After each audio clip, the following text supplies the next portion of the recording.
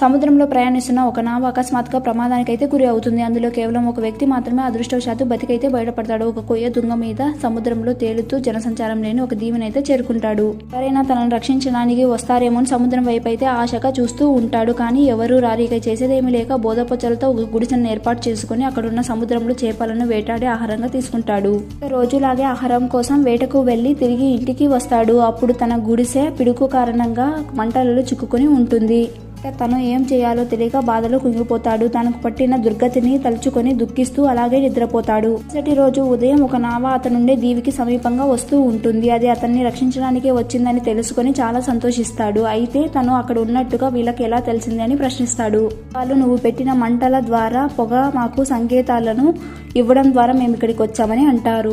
ఒక్కొక్కసారి మన ఆశల సౌదాలు కూడా ఇలాగే తగలబడిపోవచ్చు. కానీ ఆ మంటలే ఏ మంచికో సంకేతాలు కావచ్చు. ఎక్స్ప్లెనేషన్